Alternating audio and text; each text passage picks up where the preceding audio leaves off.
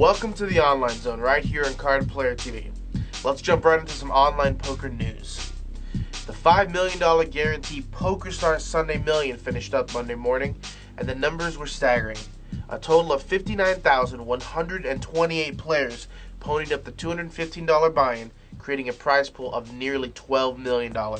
Online grinder Luke Bad Beat Slayer Vrabel won the event after a 9-way deal at the final table.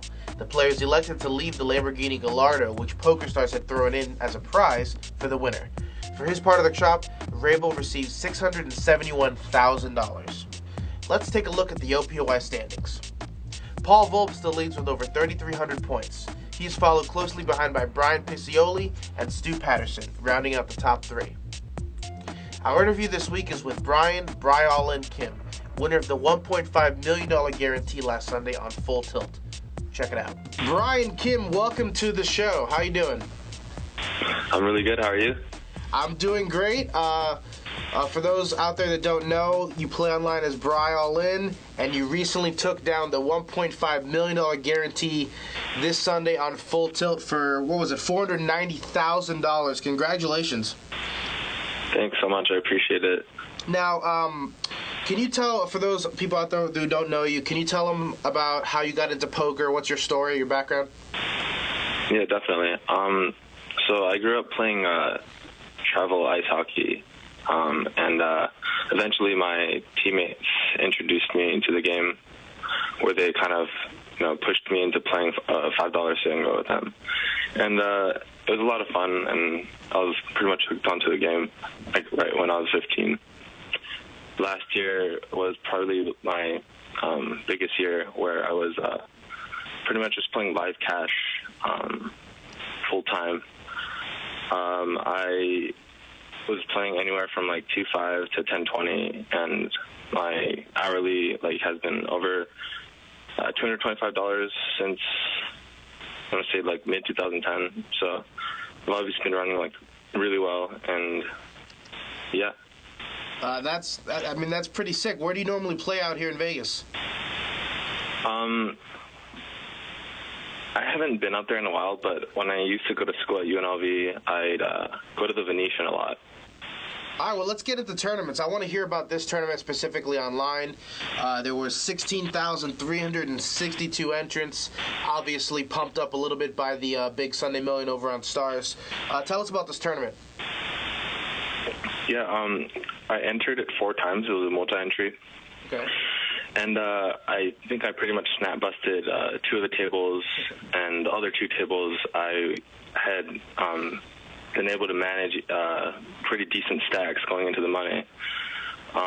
One of the tables ended up busting, I think, ace-king over stacks in a standard spot.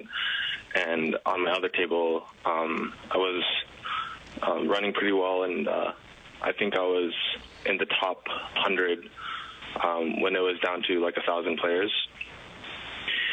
And yeah, I never really had too tough of spots. Most of it was just standard, playing well pre-flop and trying not to make any mistakes. So I was playing pretty well until the turning point of the tournament was probably with roughly 60 players left. I found a lot of good 3-betting spots, and I was able to chip up from there. And I think the turning point was when the new player got moved to my right, and I had a note on him from a different tournament, I guess, and okay. All it said was Spewy. So right when he sat down, he was under the gun, and I think he was mid-position. He was 2 to my right, and he min-raised right when he sat down, and I 3-bet him with 8-3 offsuit, and it folded to him, and he snap folded. And the very next hand, he min-raised again, and I 3-bet him with 8-9 of diamonds, and he snap folded again. And then the very next hand, he min-raised again, but this time I had ace-king.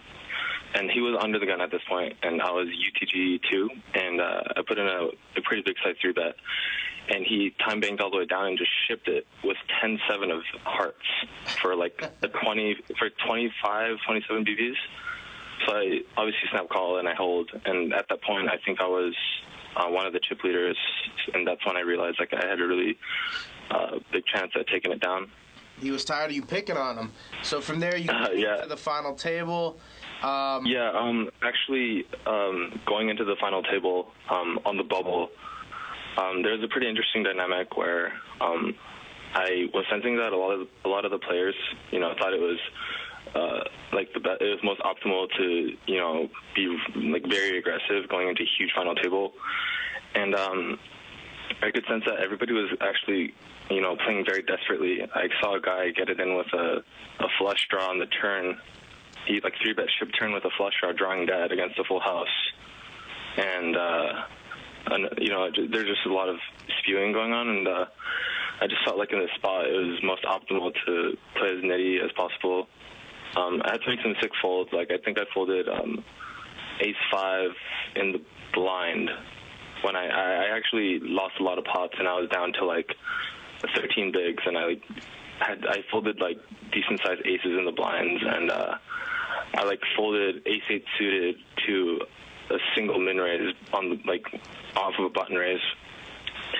And I'm pretty sure like a lot of people yell at me for doing that, but I think that it's more important to try to make a final table with at least over 8 BBs where you're going to get a lot of value for whatever could happen. So once I made the final table, unfortunately like 2 people snap busted, so I think the pay jump, I think 2 people just snap busting with me just sitting there watching. I think I made like 30K just it was the sickest thing ever. And from there, I had a lot of good spots to steal, and I was actually picking up hands, and I was able to double my stack, and I think I had roughly like 25 big blinds at this point with 7 remaining. And a pretty sick spot came up where I think the cutoff, Steve Ole, who's a really good MT2 reg. Steve Leonard. Min raised the cutoff, and the button, who's a very aggressive player, back in 200. I think he ended up getting third. He made a pretty large 3-bet to 1.4 million when the blinds were 120, 240K. Okay. And I was in the big blind with 2 sevens, and I had 6.7 mil. So I think, I don't have much fold equity, but I already knew that I was going to ship the hand in, and I didn't like it at all, but I kind of had to, and just prayed that he'd, find the fold with ace jack. And a hand like worse than that. So once I shoved, he tanked for a pretty long time, and I was expecting a fold because I've been playing, pretty tightly. But he made the call with ace-10 offsuit, and I just stood up. I was like, oh my god, like this is like the sickest race of my life. So once the board bricked out, like there's actually sweat on the turn. It was like Jack 9, X9. And the river was a 4, and like I threw some like crazy Jersey Shore fist pumps. I was like, it was the sickest thing ever. That's a $500 million hold there. Yeah, it was sick. But from there, I think but still like roughly 6 or 7 players were left, and everybody busted each other, and it finally got down to 3-handed, where I felt like I had a pretty big edge against these 2 particular players, and I ended up declining a deal until we got heads up with Pocket Plus, and I think I started heads up with 34 million, and he had roughly 35 million. He had roughly 45 million, and he asked for a chop, and I actually said no because I thought that we were deep enough for me to chip up at least to even before making a deal. Okay. So he auto-clicked make a deal the whole final table. So eventually, after battling it out for like an hour, the blinds were getting kind of high. I think we only had like 40 each, and we made a deal almost to an even chop, and we played for 7.5K. And after that, I don't think he really cared. Like 5 hands into making a deal, he just like overshipped ace jack when I had kings, and I snap called for the win, and it was like the best feeling ever. Is that a loss of words? So tell me about your celebration after your big win. Yeah, we ended up going out to a nightclub called the Playhouse out in Hollywood with a lot of my close friends that I met in Vegas. And it was a really, really good time. We popped 2 bottles of Dom Perignon, and I can't go wrong. And it was funny because I was telling myself the next time I have a big score, I'm going to pop bottles of Dom. And it happened, so it was like it was the most fun I've ever had, and definitely a night that I won't forget. Perfect.